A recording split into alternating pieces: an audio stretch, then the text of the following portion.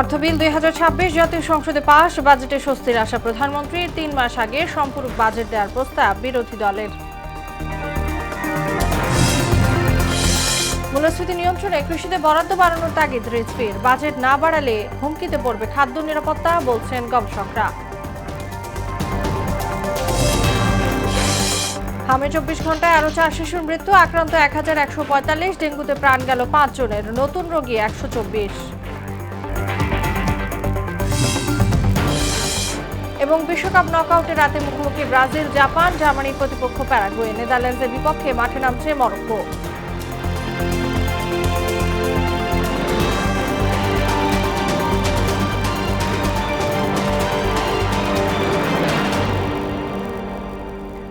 আসসালামু আলাইকুম, স্বাগত মোহনা সংবাদে। এতক্ষণ শুনছিলেন শিরোনাম, পুরো সংবাদের সঙ্গে আছি তাসনুমা বিনতে তাহের।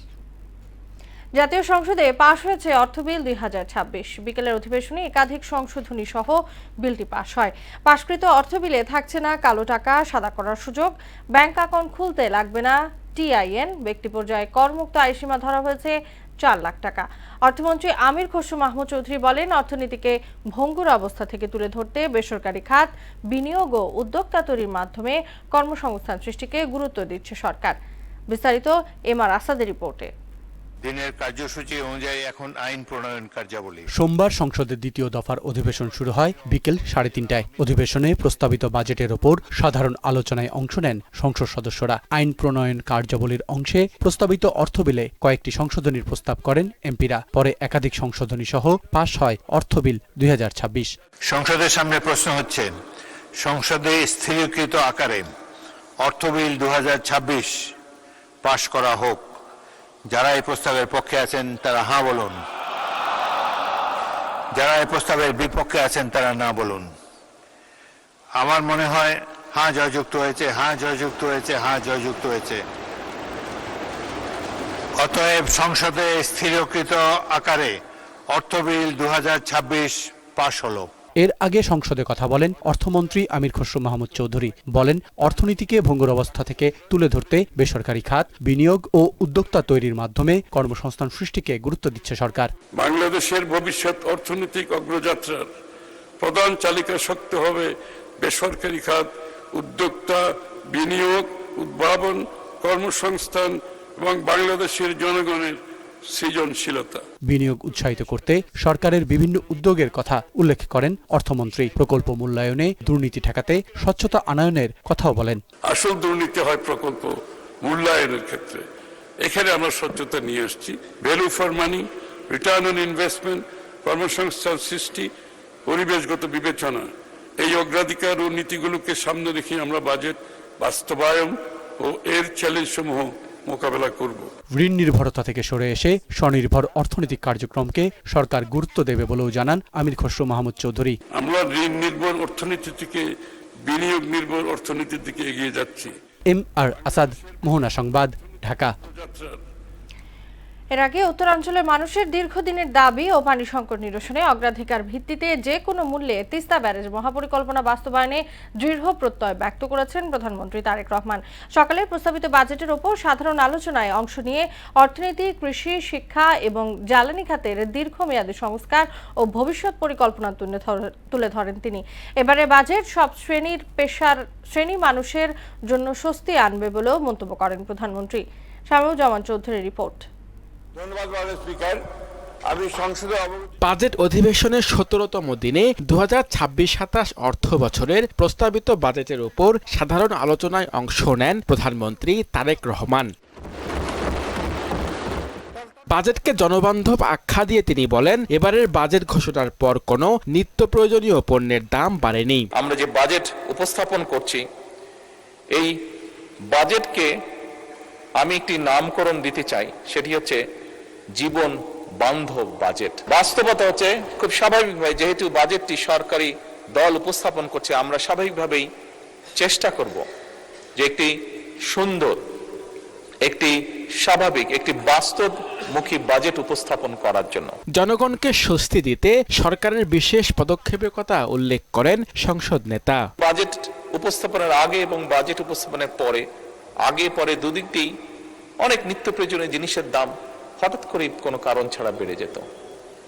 তবে আলহামদুলিল্লাহ, আল্লাহর রহমতে এবছর আমরা সেরকম কোনো দৃশ্য দেখিনি। আমরা জনগণের আকাঙ্ক্ষাকে সম্মান করি, জনগণের কষ্ট আমরা অবশ্যই বুঝি, জনগণের সম্পদ রক্ষাকে আমরা পবিত্র দায়িত্ব মনে করি। আমরা এমন একটি বাংলাদেশকে গড়ে তুলতে চাই, এমন একটি বাংলাদেশকে পেতে চাই যেখানে উন্নয়ন হবে ন্যায্যতা ভিত্তিক, অর্থনীতি হবে অন্তর্ভুক্তিমূলক, রাষ্ট্র হবে জবাবদিহিমূলক। প্রধানমন্ত্রী বলেন, যে কোনো মূল্যে তিস্তা ব্যারেজ মহাপরিকল্পনা বাস্তবায়ন করবে সরকার। এছাড়া দেশের অর্থনীতি, কৃষি, শিক্ষা এবং জ্বালানি খাতের দীর্ঘমেয়াদী সংস্কার ও ভবিষ্যৎ পরিকল্পনারও চিত্র তুলে ধরেন তিনি। উন্নয়নকে টেকসই করতে হলে শুধু অর্থনৈতিক সংস্কারই নয়, রাষ্ট্র পরিচালনার প্রত্যেকটি ক্ষেত্রে সুশাসন প্রতিষ্ঠা অত্যন্ত জরুরি। এর পাশাপাশি জনগণ একটি ন্যায়ভিত্তিক রাষ্ট্র চায়। মাননীয় স্পিকার, এটি একটি মানুষের চাওয়া। এখন স্বচ্ছ এবং জবাবদিহিমূলক সরকার এবং প্রশাসন চায়। সারা বছর যাতে কৃষক সেচ সুবিধা নিশ্চিত রাখতে পারে, তার জন্য বর্তমান সরকার পুনরায় যেখানে সম্ভব নদীগুলো, যে সকল নদী পসিবল সেই নদীগুলো এবং খালগুলোকে খনন এবং পুনর্খননের কাজ এরই ভিতরে শুরু করেছে। একটি ন্যায়ভিত্তিক, মানবিক ও অন্তর্ভুক্তিমূলক অর্থনৈতিক কাঠামো গড়ে তোলাই এবারের বাজেটের মূল লক্ষ্য বলে জানান প্রধানমন্ত্রী তারেক রহমান। আমাদের এই বাজেটের অন্যতম একটি ইম্পর্টেন্ট লক্ষ্য হলো অর্থনৈতিক খাতে শৃঙ্খলাকে যে কোনো মূল্যে ফিরিয়ে নিয়ে আসা। শামীমুজ্জামান চৌধুরী, মোহনা সংবাদ। সংসদে তোষামদের জন্য গান, কবিতা উপস্থাপনের অতীতের অপসংস্কৃতি বন্ধের আহ্বান জানিয়েছেন বিরোধী দলীয় নেতা ডাক্তার শফিকুর রহমান। তিনি বলেন, সংসদ কোনো তোষামদের জায়গা নয়, এটি দায়িত্ব পালনের স্থান। প্রস্তাবিত 2026-27 অর্থ বছরের বাজেট আলোচনায় অংশ নিয়ে এসব কথা বলেন ডাক্তার শফিক। সরকারি এবং বিরোধী দলের চিন্তা এক হওয়া সম্ভব নয় বলেও মন্তব্য করেন তিনি। এ সময় দেশের অর্থবছর পরিবর্তনের প্রস্তাব দেন বিরোধী দলীয় নেতা। এই বাজেটকে আমি বড় বলবো না, ছোটও বলবো না, মধ্যমও বলবো না। আমি বলবো জাতির প্রয়োজনে যা দরকার সেই রকম বাজেটে নিতে হবে। জনগণের সম্পদ জনগণকে ফিরিয়ে দিতে হবে, আর সম্পদের সাথে কালপিটদেরকে ফিরিয়ে আনতে হবে। শুধু সম্পদ আসলো, কালপিটরা থেকে গেল, তাহলে কিন্তু সঠিক শিক্ষা হবে না। ওদেরকেও ফিরিয়ে এনে শাস্তির মুখোমুখি করতে হবে, তাহলে বাকি আর কেউ কালো হাত জনগণের সম্পদের দিকে বাড়ানোর আর সাহস করবে না। মেধাবীরাই বাংলাদেশের গেম চেঞ্জার উল্লেখ করে আজকের শিক্ষার্থীরাই ভবিষ্যতের বাংলাদেশকে এগিয়ে নেবে, এমন মন্তব্য করেছেন প্রধানমন্ত্রী তারেক রহমান। বলেন, শিক্ষার্থীরা যে বিষয়ে আগ্রহী সেক্ষেত্রেই তাদের বিকাশের সুযোগ করে দিতে চায় সরকার। রাজধানীতে স্টার্টআপ সায়েন্স প্রজেক্ট ও বৃক্ষরোপণ কর্মসূচির উদ্বোধনে এসব কথা বলেন প্রধানমন্ত্রী। তানজিদ ভুঁইয়ার প্রতিবেদন। বিকেলে রাজধানীর আগারগাঁওয়ের চিনমোচি আন্তর্জাতিক সম্মেলন কেন্দ্রে আয়োজিত অনুষ্ঠানে নিজেদের উদ্ভাবন ও অভিজ্ঞতা প্রধানমন্ত্রীর সামনে তুলে ধরেন দেশের বিভিন্ন প্রান্ত থেকে আসা ক্ষুদে বিজ্ঞানীরা। পরে দীর্ঘ সময় নিয়ে স্টার্টআপ ও সায়েন্স প্রজেক্টের স্টল ঘুরে দেখেন এবং ক্ষুদে বিজ্ঞানীদের সঙ্গে কথা বলেন প্রধানমন্ত্রী তারেক রহমান। মেধা, বিজ্ঞান, উদ্যোগ ও উদ্ভাবনের দেশ, সবার আগে বাংলাদেশ, এই প্রতিপাদ্যে আয়োজিত হয় national startup science project and innovation idea showcasing program. শিক্ষা মন্ত্রণালয়ের আয়োজনে দেশব্যাপী ৮,০০০ শিক্ষা প্রতিষ্ঠানের মধ্য থেকে নির্বাচিত জাতীয় পর্যায়ের সেরা ১০ প্রতিষ্ঠানের ক্ষুদে বিজ্ঞানীদের হাতে পুরস্কার তুলে দেন প্রধানমন্ত্রী। এ সময় শিক্ষার্থীদের সৃজনশীলতা ও উদ্ভাবনী কাজে আরও এগিয়ে আসার আহ্বান জানিয়ে তিনি বলেন, হতাশা নয়, উদ্যমী হতে হবে সফলতার শক্তি। তোমরা বাংলাদেশকে সামনে নিয়ে যাবে, তোমরা বাংলাদেশকে গড়ে তুলবে, সেটা স্পোর্টসে হোক, সেটা ইনোভেশনে হোক, সেটা যে কোনো কিছুতেই হোক না কেন, বাংলাদেশকে ভবিষ্যতের সামনে ভবিষ্যৎ পৃথিবীতে তোমরা নেতৃত্ব দিবে।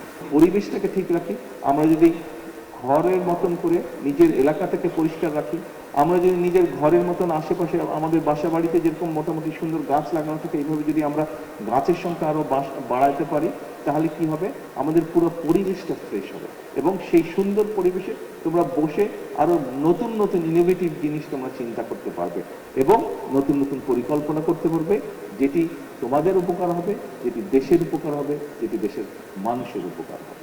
বছরে অন্তত একটি গাছের চারা রোপণে সবার প্রতি আহ্বান জানান সরকার প্রধান। সবাইকে প্রত্যেক বছর একটা করে গাছ লাগাতে হবে, একটা করে গাছ রোপণ করতে হবে।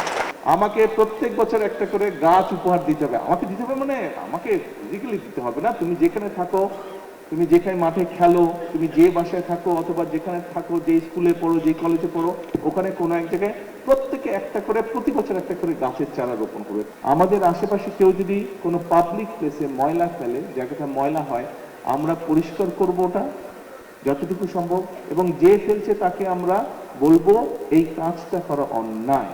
এর আগে একটি নিম গাছের চারা রোপণের মাধ্যমে দেশব্যাপী 29,000-এর বেশি শিক্ষা প্রতিষ্ঠানে একযোগে বৃক্ষরোপণ কর্মসূচির উদ্বোধন করেন প্রধানমন্ত্রী।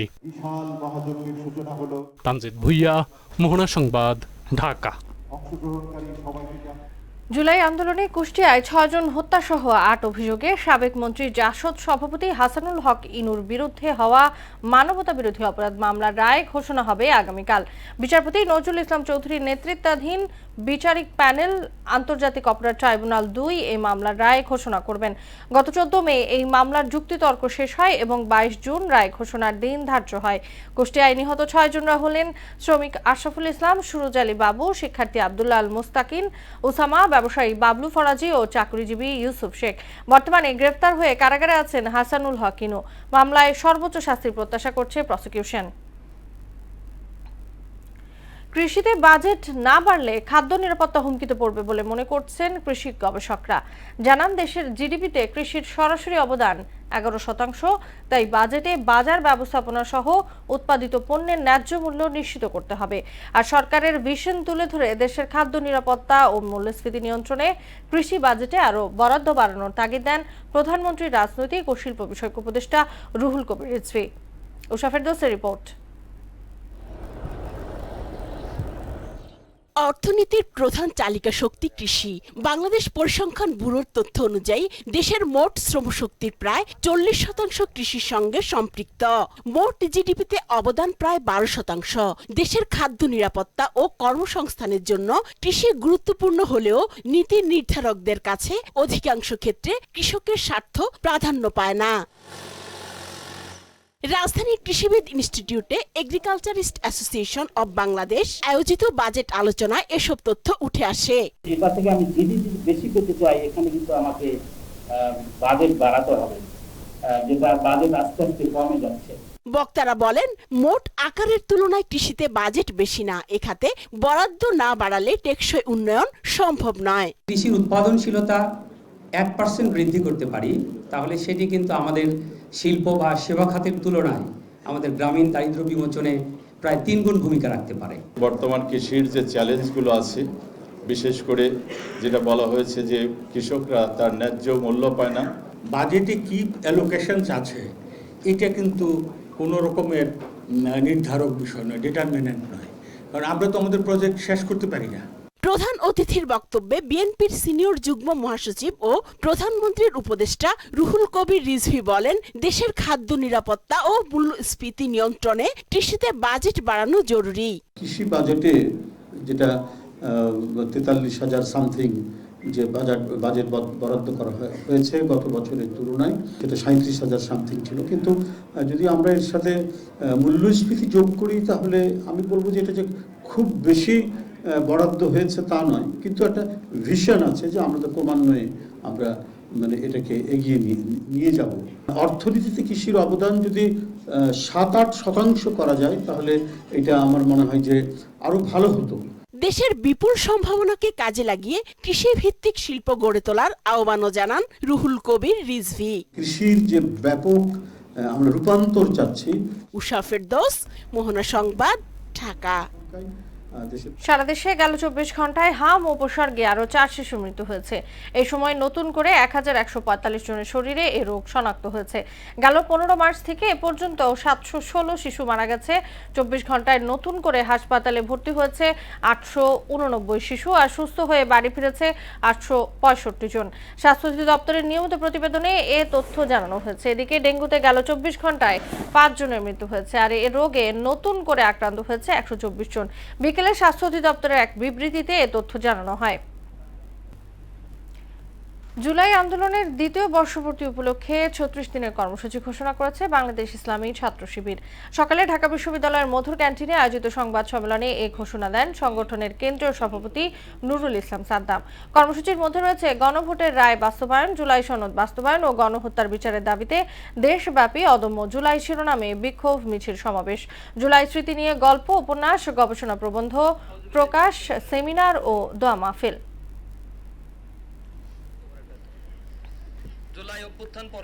আন্তর্জাতিক প্রসঙ্গ, যুক্তরাষ্ট্র ও ইরানের মধ্যে হরমুজ প্রণালীর নিরাপত্তা নিয়ে কাতারের দোহায় সরাসরি বৈঠকের খবরকে প্রত্যাখ্যান করেছেন ইরান। সামাজিক যোগাযোগ মাধ্যম টেলিগ্রামে দেয়া এক বিবৃতিতে দেশটির উপ পররাষ্ট্রমন্ত্রী কাজেম গারিবাবাদি স্পষ্ট করে জানিয়েছেন, চলতি সপ্তাহে মার্কিন কর্মকর্তাদের সঙ্গে ইরানি টেকনিক্যাল দলের এ ধরনের কোনো আলোচনার পরিকল্পনা নেই। এদিকে ইরানের পক্ষ থেকে বৈঠকের খবর অস্বীকার করা হলেও কাতারের দোহায় আগামীকাল তেহরানের সঙ্গে বৈঠক হবে বলে দাবি করেছেন মার্কিন প্রেসিডেন্ট ডোনাল্ড ট্রাম্প। উত্তর জার্মানির স্টাড শহরে এক ভয়াবহ বন্দুক হামলায় অন্তত ৫ জন নিহত হয়েছেন। স্থানীয় সংবাদ মাধ্যম জানায়, হামবুর্গের পশ্চিমে অবস্থিত এই শহরের কেন্দ্রস্থলের একটি যুব কেন্দ্রকে লক্ষ্য করে হামলাটি চালানো হয়। অভিযানের মূল সন্দেহভাজনকে আটক এবং পুরো এলাকা ঘিরে নিরাপত্তা জোরদার করেছে পুলিশ।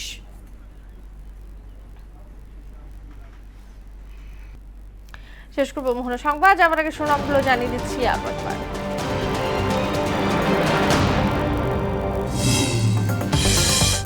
অর্থবিল ২০২৬ জাতীয় সংসদে পাস, বাজেটে স্বস্তির আশা প্রধানমন্ত্রীর।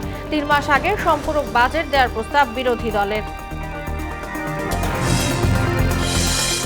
মূল্যস্ফীতি নিয়ন্ত্রণে কৃষিতে বরাদ্দ বাড়ানোর তাগিদ রিজভির। বাজেট না বাড়ালে হুমকিতে পড়বে খাদ্য নিরাপত্তা, বলছেন গবেষকরা। আগামী ২৪ ঘন্টায় আরও ৪ শিশুর মৃত্যু, আক্রান্ত ১,১৪৫, ডেঙ্গুতে প্রাণ গেল ৫ জনের, নতুন রোগী ১২৪। এবং বিশ্বকাপ নকআউটে রাতে মুখোমুখি ব্রাজিল জাপান, জার্মানির প্রতিপক্ষ প্যারাগুয়ে, নেদারল্যান্ডসের বিপক্ষে মাঠে নামছে মরক্কো।